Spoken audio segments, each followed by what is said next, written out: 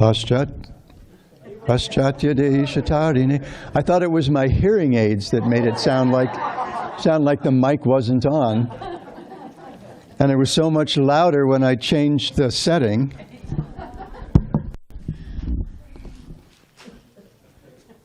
Where was I?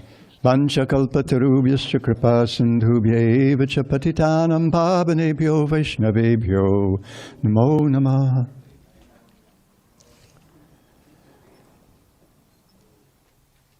It's always a great pleasure for me to visit San Diego. I did a lot of my spiritual, well, I've gotten a lot out of this community. Back in 1970, I was living in the Honolulu temple most of the year.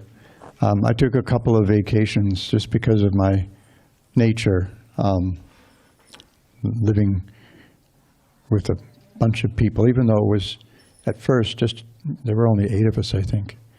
It was a little hard for someone as introverted as I. You need time away, time to recharge sometimes, and we didn't get that, so I had to take it. But the last time I took a vacation, it was here, because my mom and brother and sister were living here in Pacific Beach. And I went to the temple all the time. It was over on Park Avenue, just up, I guess, from the park. And went to the temple all the time. And the Devotees Association, I found it very nourishing, and it made it easier for me, although they couldn't understand why I thought I needed to go back to Honolulu. But that was my kind of my home. That had become my home. That was where I was introduced to Bhakti Yoga, to Krishna consciousness. And I felt a commitment there. But their association did actually make it easier for me to go back,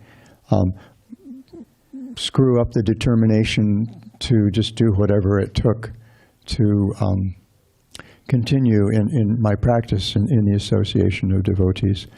I also, 50 years ago, a little over 50 years ago, found a wife here in San Diego. This is when the temple was on 3rd and Thorn, just a couple of blocks from the park.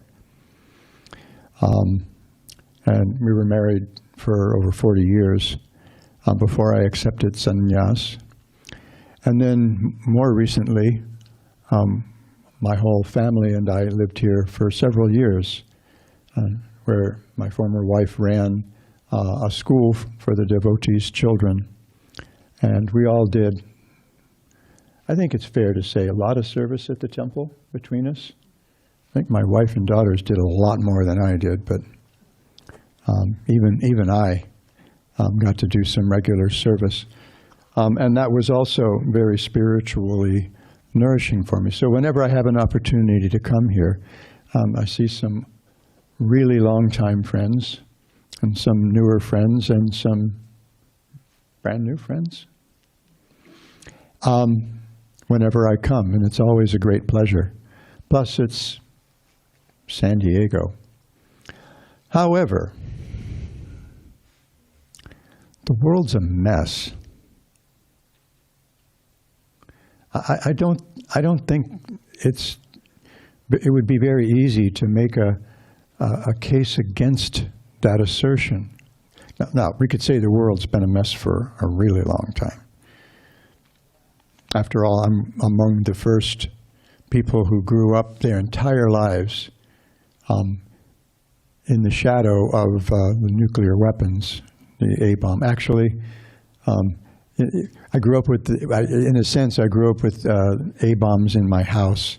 My dad had been a photographer at Bikini Atoll for the first 2 A-bomb tests after the war, and they had a book chronicling the operation. And we had these drills in school, very effective, I think, right? We could we could easily save ourselves from like a 20 megaton thermonuclear bomb by closing the Venetian blinds on the window and ducking and hiding under our desks. That would do the job. Sometimes whenever we heard air raid sirens, and I also lived in the Washington, D.C. area for many years, and that was a constant reality, was air raid sirens. And you just get nervous. You just kind of get nervous. And we had, in the 20th century, we had these two wars that consumed the entire world. But I think it's safe to say that now, it's really a mess. We got climate change. If someone would like, if someone's so inclined, maybe later they could make a case to me that there is no such thing as climate change. But you're not going to budge me. I've been around a while. I've seen, and it's pretty weird. Flooding in New York City yesterday, was it, or day before? Day before yesterday. Yeah. Real serious flooding. And it's not Hurricane Sandy, it was just a big dump of rain. We had a hurricane pass south of the Hawaiian Islands. It didn't come close. So there wasn't a lot of damage from the hurricane directly itself. Although for, I think, 5 days, we had sustained winds of 50 to 60 miles an hour with gusts of up to 80. That was pretty exciting. There might have been some damage in one place or another, but the real damage caused by those winds was a fire in Lahaina town on the island of Maui. Our neighbors, the whole town pretty much was burned to the ground. There were some few spaces that were spared, including one of my friend's businesses. She has a clinic for autistic children in Lahaina. And somehow or other, the whole little complex where her clinic is and a bunch of other businesses, doctor's office, stuff like that, and an Ace Hardware, I think, as well. That whole little square was completely spared. And then, let's see, it's October. So what's next in California? Fire season, right? And this has kind of always been a running joke with me. If we have a wet winter, what do you hear when you listen to the weather on the TV? Oh, really wet winter. It's going to be a terrible fire season because there's so much brush is going to grow. And then when the rains stop, it'll dry right out because California. And if we have a dry winter, it's going to be a terrible fire season because everything's going to be tinder dry and it's going to be so easy to ignite. And if California and the western U.S. isn't burning, then in the other half of the year it's Australia, Southeast Asia a few years ago, and then there's the little matter of Russia trying to take over Ukraine, and failing that, just destroy it. With countless men. I was speaking with a devotee I know I worked with in Hawaii for a little over a year, speaking with her the other day in Los Angeles, and she was, she says millions of men have probably millions of men have fled Russia and Ukraine. And many of them are coming to the U.S. and they've left everything, they had to leave everything behind. So that's rough, and so many, so many people killed, cities leveled to the ground. Anything else going on? Fortunately, everything's cool in America, because everything's always cool in America. Our politics work like a well-oiled machine. There's no real argument. What did they used to say? The Republican Party and the Democratic Party are like Tweedledee and Tweedledum. Not so much anymore. Nothing happens in Congress anymore. They don't get anything done. And we're worried about our octogenarian president running for re-election. You know, and his almost octogenarian, most likely opponent. And anyway, there's just, you know, we get on each other's cases about all kinds of things. There's just, you know, how can we know any peace? It's just not possible. And Sri Krishna says, where did it go? Okay, see if I can do this.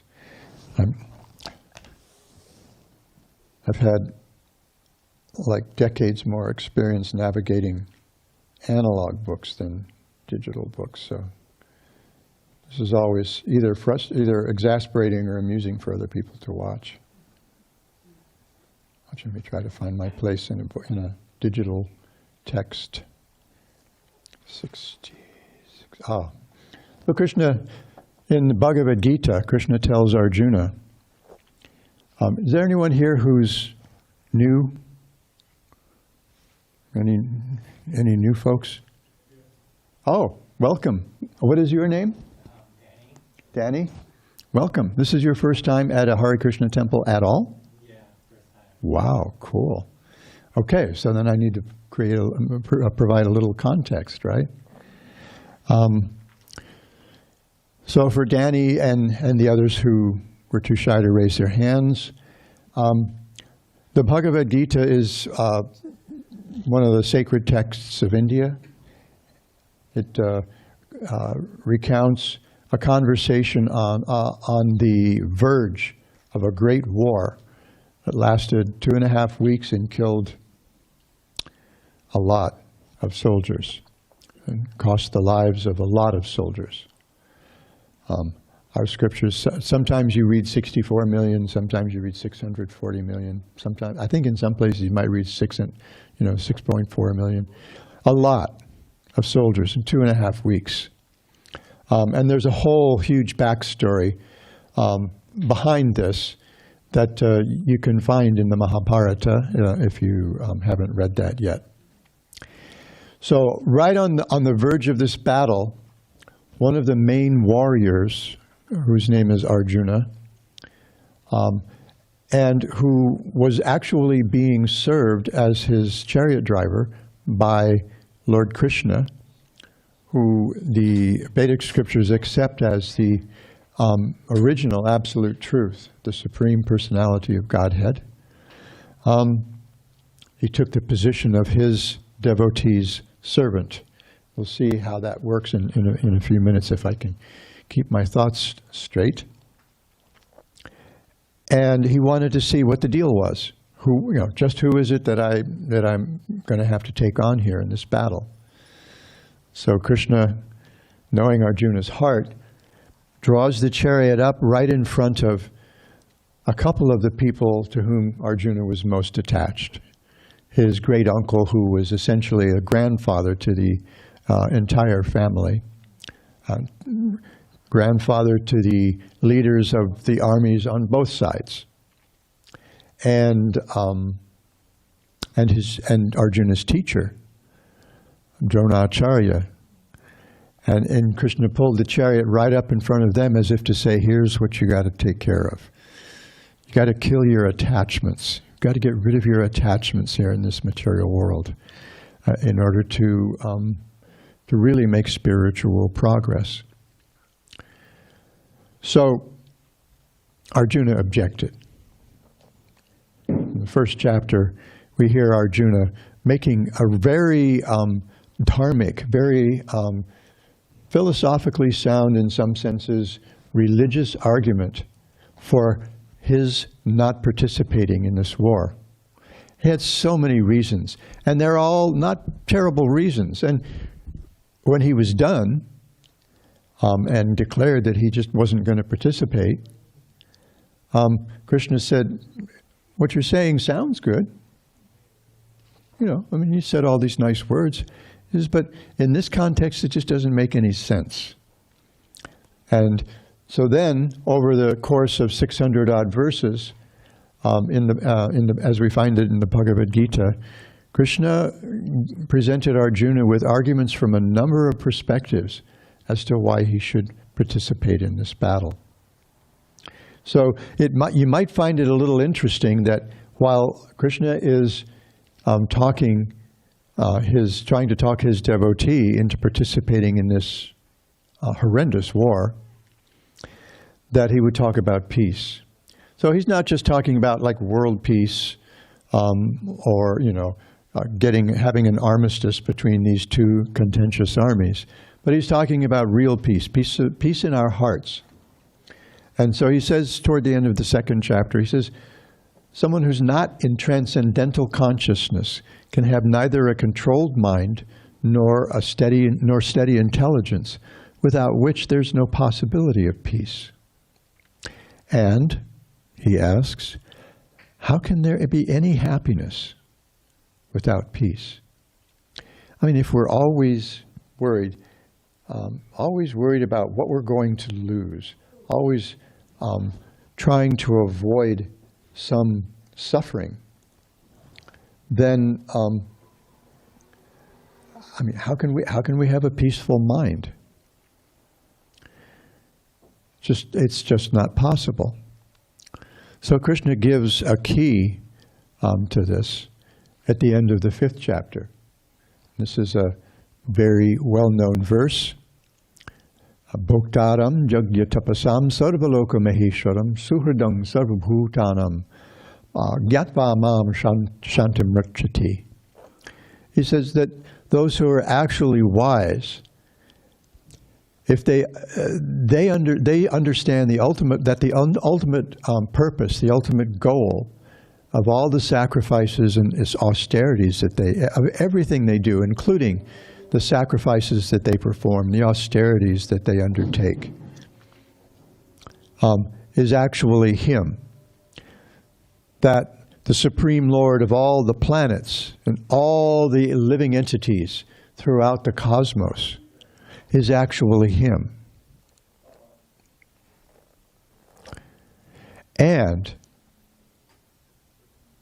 that the dearmost friend of every one of those living entities throughout the cosmos is Him. Such people can attain peace. We can have macro peace and we can have micro peace with this kind of understanding. This is the transcendental consciousness, the spiritual vision that Krishna refers to in the other verse that I mentioned.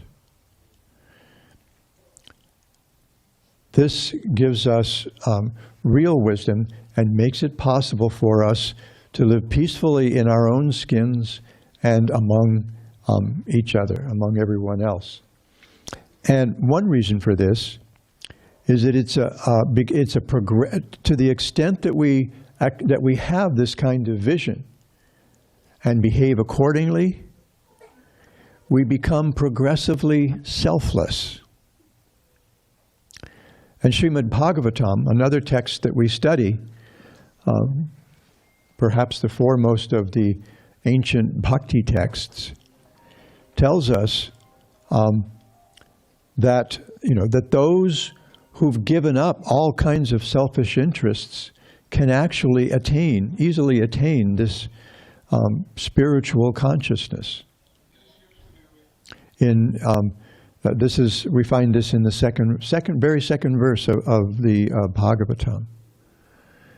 And Srila Prabhupada explains in that purport, there's a sentence in that purport that actually changed my life in the sense that it absolutely solidified my determination to participate in Krishna consciousness. He writes about how, because of our self-interests, we're always going to be in conflict with each other. The example that our spiritual master, His Divine Grace, A.C. Bhaktivedanta Swami Prabhupada gave, I heard him give this at a lecture at the University of Hawaii in May of 1972. And that is that he gave the example of a pond and stones. So if we have a pond with a very still surface, and we drop a stone in that pond, it'll generate concentric ripples radiating out from the point where that stone hit the surface of the water. And it's a really nice pattern. You know, there used to be an app. I remember when my younger daughter got her first iPhone.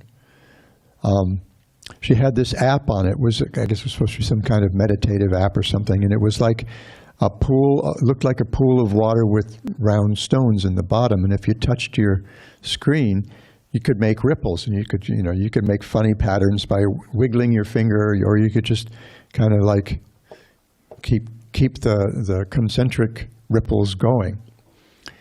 So it's a nice, peaceful pattern. Even if with those ripples on the surface of the water, it's still kind of cool and calming.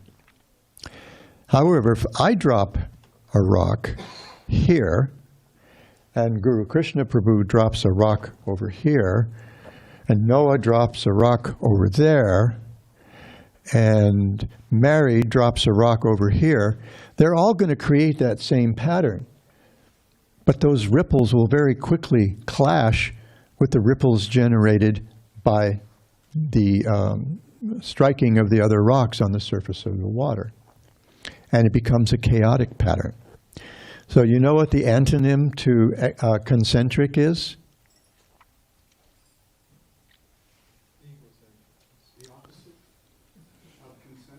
The opposite of concentric.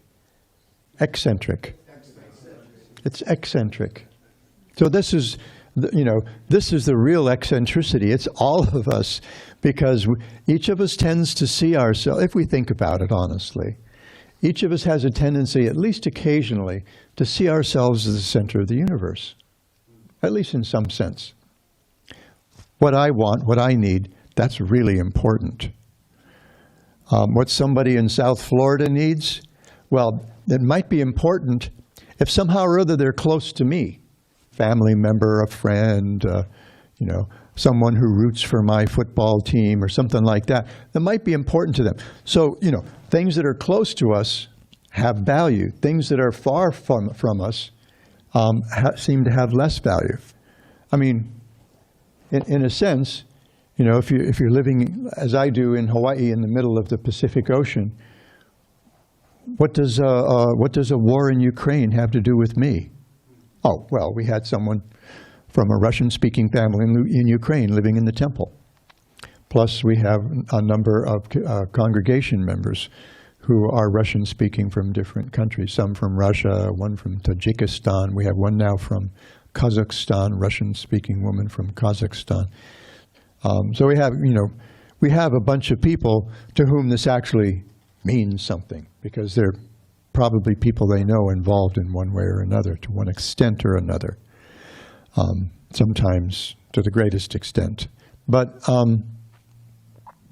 so these things have importance to me because they impact me.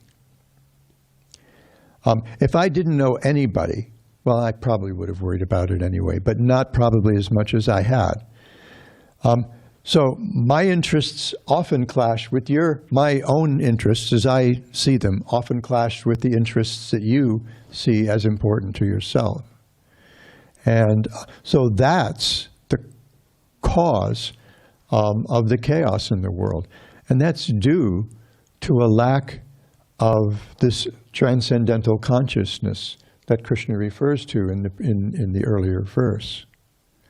When we have this transcendental consciousness, which is to see that, as we see in this verse, bhoktaram yagya tapasam, everything that we do to benefit others, it really should be intended for the benefit, scare quotes for those out in audio land, for the benefit of the Supreme Personality of Godhead. It should be done to please the Absolute Truth. It should be done to please Sri Krishna. Then, Sarvaloka Maheshwaram, I am actually the Supreme Lord of everything that is. I have a little prayer that I offer. I've been asked by devotees over the last few years to pray for them for one thing or another, and I usually, when that request comes, I remember Bhaktivinoda Thakur writing in his introduction to his songs of Sharanagati, where he explains, he explores poetically the path of accepting shelter, the shelter of the Supreme Lord. And in that introductory song, he says that Sri Krishna, the son of Nanda Maharaj, actually hears the prayers of those who take shelter of him through these different practices of surrender.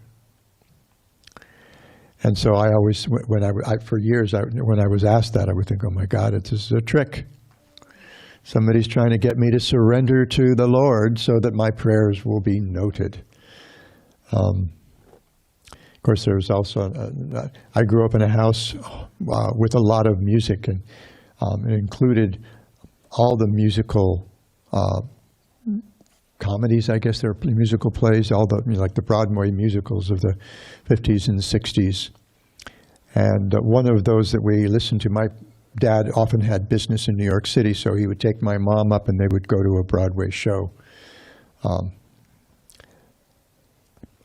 I missed out on seeing those original cast Broadway shows because I was a teenager, and when Mom and Dad said, "You want to come to New York City with us?" I thought, God, do I want to like walk around among sophisticated New Yorkers with my mommy and daddy? So I didn't. I didn't go. Our senior class trip was to the World's Fair in New York City. And I didn't go to that because I thought, I live in the Washington, D.C. area. That's a pretty darn cool place. Why do I need New York City? My loss. So one of those plays was called The Unsinkable Molly Brown. The story is about a woman who rose from poverty through silver mining and through to great wealth. It's a true story, based on a true story. There was this woman, Molly Brown, in Colorado, who became the wife of a very wealthy silver miner. And she went to England, and she came back on this really cool, enormous, unsinkable, brand new cruise ship on its maiden voyage, the Titanic. And she survived that, so they called this the Unsinkable Molly Brown. But in this one song, people are worried about why God isn't answering their prayers. And she says, "You think your prayers haven't been answered now? Think. If He gives you, you pray for riches and glory, and He turns around and He makes you humble." He says, but it's the humble, it's the meek who will inherit the kingdom of God. And then there's one point in the song where she stops, the orchestra stops, and she says, "You got your answer." The answer was no. So sometimes, our prayers are answered, and it's just no. It's not that they weren't heard. But I still have this suspicion sometimes that this is some kind of trick to get me to actually take shelter of the Lord, let go of my own sense of competence, meager as it is, and really take shelter of the Lord. So over the last few years, some devotees have asked me to pray for one thing or another for them, and it seems worthy, and if it helps me move more closer to actually surrendering to the Lord, so be it. In my stage of life, I don't have anything else anyway. I actually left all the other stuff. So I'm fine with it. And I remember hearing a lecture given by our Dravida Prabhu here in San Diego about prayer. And part of the talk was about how to structure a prayer. It's got 3 parts. One is offering of obeisance, offering of praise to the person to whom you're praying, to the Lord to whom you're praying.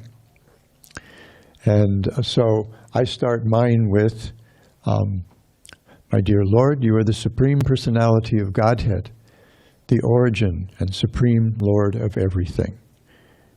And then I switch gears a little bit, and I say, you are also the ocean of mercy. So I'm here there in that part of that prayer. I glorify the Lord as the actual beneficiary, the actual recipient of the results of any austerities that we perform, and the origin and proprietor of everything and worshipable Lord of everyone. So I'm kind of buttering him up. And then the second part is, in case you're wondering, the second part is you state your own position, your own disqualification.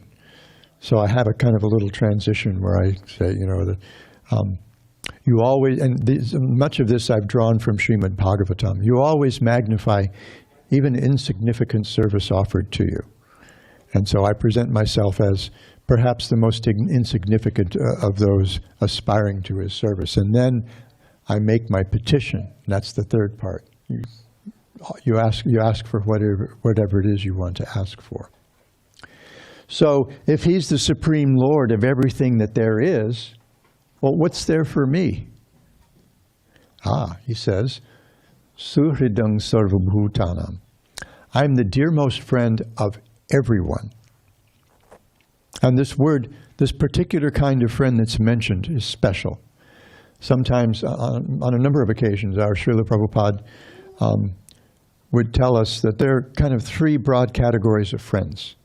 One is bandhu, an acquaintance, someone you spend time with occasionally. Another is mitra. This is a friend. These are the people you hang out with. This is your crew. And then there's suhrit. And suhrit, hrit comes from, it means heart, Sanskrit word for heart, hrida. And su, in this sense, means very good heart in your direction. In other words, he always has our, he's always our well-wisher, as our Srila Prabhupada signed his letters. Always, he's your ever well-wisher. His heart is all about our being happy, our being peaceful. That's a suhrit. Now that's a real friend, right? Ain't it good to know you got a friend? All you got to do is call his name, and he'll come running to see you again. So this, you know, Srila Prabhupada presents this verse sometimes as the peace formula. He says in his commentary, the conditioned souls within the clutches of illusory energy are all anxious to attain peace in the material world, but they do not know the formula for peace, which is explained in this part of the Bhagavad Gita. So this is what Srila Prabhupada, you know, if we have this transcendental consciousness, we make the Lord the center of all our activities. It doesn't mean we all have to do the same thing. It certainly doesn't mean we all have to move into the Hare Krishna temple on Grand Avenue, shave our heads and wear sheets all day. It doesn't mean that at all. And most of you are a testament to that, right? You know, you mostly live outside, you have your families, you have your careers, your education, all these different responsibilities out in the world, but there's always part of your energy, always part of your time, always part of your heart that's meant for Sri Sri Radha Giridhari. And so we get to see you here on some occasions. So that's really what he's talking about. And it's not just an off-on switch. It's a spectrum. We traverse a spectrum as we engage in spiritual practice, as we engage in taking the shelter of the Lord and learning how, frankly, to love the Lord. And this is a really important thing to understand about what it means to be a human being. Because human life is unique among all the creatures, all the different kinds of creatures on this earth, moving and non-moving. I'll talk about that in just a moment, a little bit. And so many, but there's this unique species that has the capability of making inquiries as to the purpose for existence. The Vedanta Sutra, ancient text that kind of sums up the teachings of all the Vedic literatures, begins with this proposition. Atato Brahma Jigyasa. Atato, now. Now what? Brahma Jigyasa, spiritual inquiry. What does now mean? Well, it could mean now you've got a human body and you've got the kind of intelligence that can actually grapple with this. And you have generally a rich enough emotional life that can actually grapple with these kinds of things. And the curiosity. A sense of past and future. So, we have so many things that we don't have much evidence that many other creatures have. Now, as far as intelligence, there are many creatures that are quite intelligent. The cetaceans, very intelligent. Whales, porpoises, birds, quite intelligent, right? Anybody here, hookbill owners? Any parrot folks here? No? I was. We had 2 cockatiels for many, many years. Our female cockatiels aren't very good at mimicking speech or anything, but they're very affectionate. Read needy. And sweet and kind of fun to be with. But, I get these videos when I get on the Facebook sometimes. I see these videos, apparently because I click on them occasionally. So the algorithm says, oh, Swami Ashram likes parrots. I do. So I get these parrots, videos of, I guess from Instagram or wherever, that folks share of funny things or really cool things that their birds do and say. And they're quite intelligent. But do they have an intelligence refined enough to actually deal with, with existential questions? Literally existential questions. Questions like, I hate to say this, but when I was 6 or 7, when I was little, I lived in Lompoc, California, which is on the Central Coast. And I was like a 5th generation Lompoc, and my great-great-grandfather was one of the founders. So because we were a well-known family in town, we were one of the founding families, even though my father was agnostic, we went to church. My dad owned a business in this very small town. So you go to church, right? So that folks know you're a decent person. Of course, this was my dad, so there is that. So, we went to church, and the minister would regularly visit us at for dinner. And so one evening, I remember, I was either 6 or 7. I don't think I was any older than 7. Sitting in the front room after dinner, and I guess the grown-ups were having coffee or whatever you do after dinner. And I was sitting on the sofa with the minister, Reverend McGee. And he asked me if I had any questions. So I said, yeah, I do. What is God like? And what are we supposed to do? Why are we here? What are we supposed to do here? Now, I can't explain why those questions came to a goofy 6 or 7-year-old boy. And I have a counter narrative to that, which was something earlier. One time he came over and my parents asked, we always said a prayer at dinner, but we just called it the prayer. But one time, I guess my mom wanted to show off, Billy, would you like to say grace? And we'd never referred to it like that before. So I was sitting there. It took me a moment to process it, but everyone's heads were down. So I can't honestly say to what degree it was innocence and to what degree it was being a wiseacre that caused me to say the word grace. Very solemnly, very serious. Grace, with my little squeaky 6-year-old voice. And my parents blushed. Reverend McGee started laughing so hard he darn near fell out of his chair. So in case anyone thinks I was terribly spiritually precocious at that age, there's evidence to the contrary as well, that I was just a dumb little kid. But these are questions that arise in the human heart. Why are we here? And why is it like this?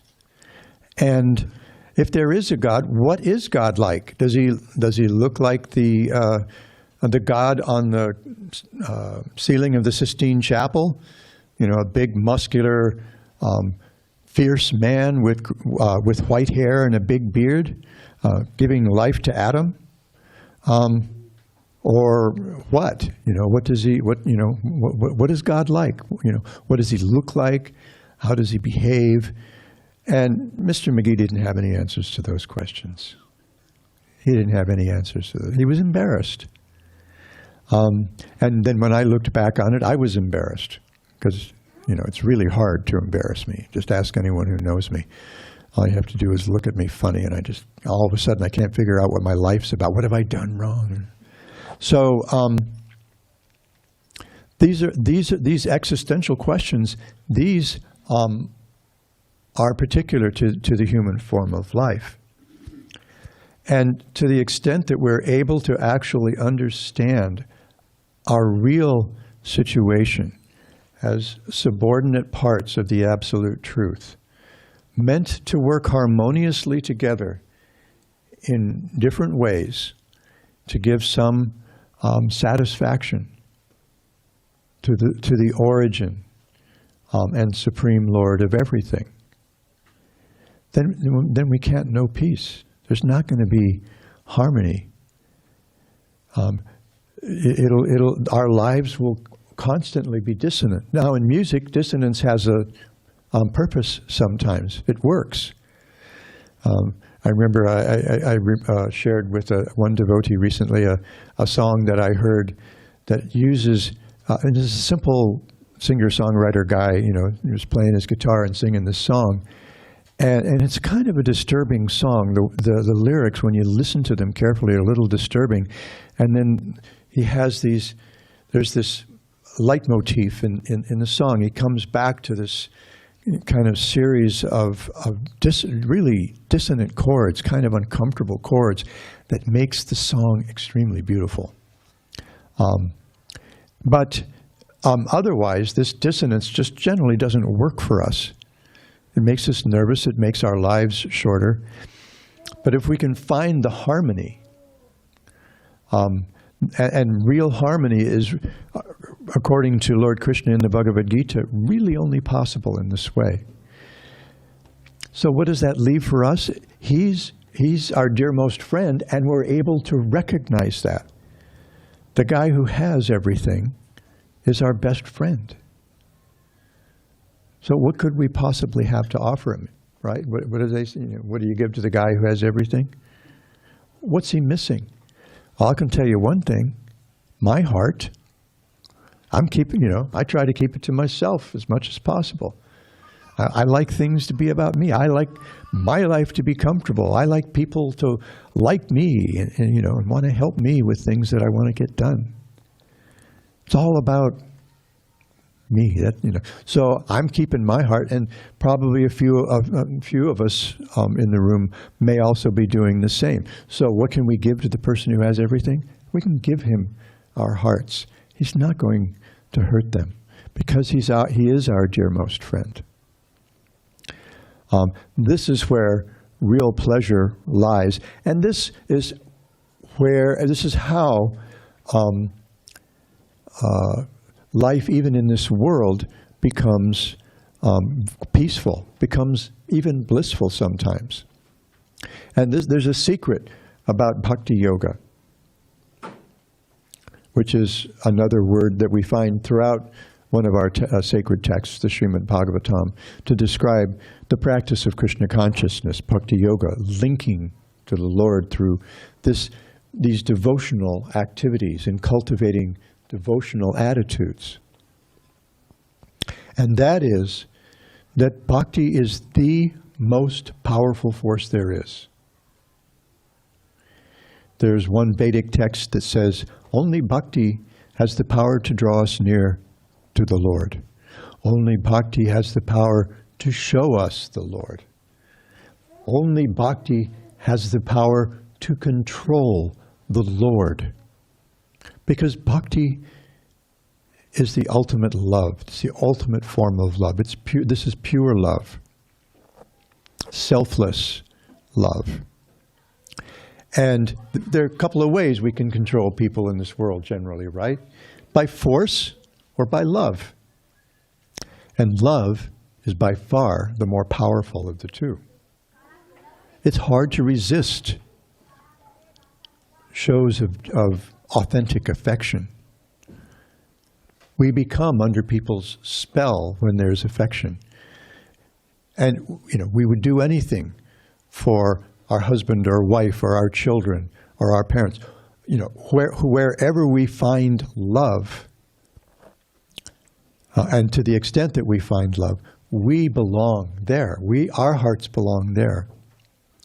So if everyone's love is all focused on Krishna, which is what he tells us twice in the Bhagavad Gita, this is the most consequential thing that we hear in the Bhagavad Gita. He says it once right in the middle of the Bhagavad Gita at the end of this 9th chapter, which is called the most confidential knowledge, and Krishna builds throughout the chapter stronger and stronger glorifications of bhakti, of devotional love, until at the end he says, here's the most confidential thing. Now we've gotten to it. He says, Manmana bhava madbhakto madhyajimam namaskuru. Just engage your mind always in thinking of me. Become my devotee. Worship me. Offer your homage, your obedience to me. And then you'll come to me because you're my very dear friend. And then he says that again. I mean, as an old writing teacher, I would point out, note the position of these statements. Once, right in the heart of the Gita. Those middle 6 chapters of the Bhagavad Gita's 18 chapters focus on bhakti. They focus on the Lord. The first 6 chapters are kind of knowledge about the self and our situation in this world. Those middle 6 chapters are all about how we can become more devoted to Him. What's He like? Personally. Not just His appearance, but His character. Suhridam sarvabhutanam. I'm everyone's best friend.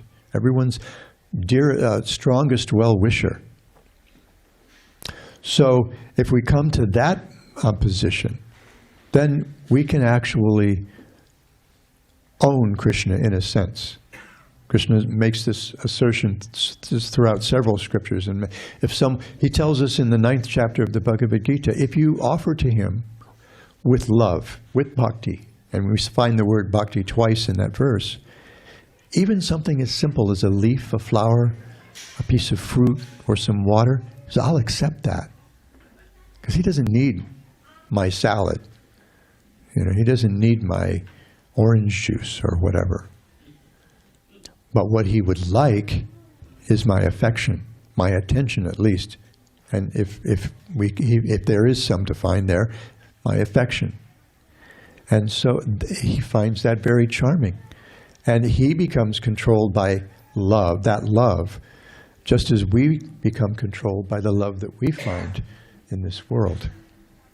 So this is the secret to our process of Krishna consciousness, and the easiest way to awaken it is what we were doing just before, and that is chanting together the holy names of the Absolute Truth, the Supreme Personality of Godhead.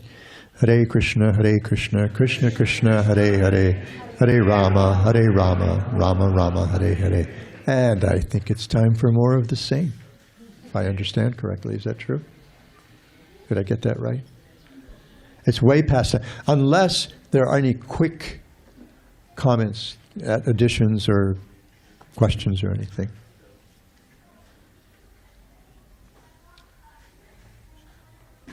Okay then. More kirtan. Thank you so much for your attention. Hare Krishna.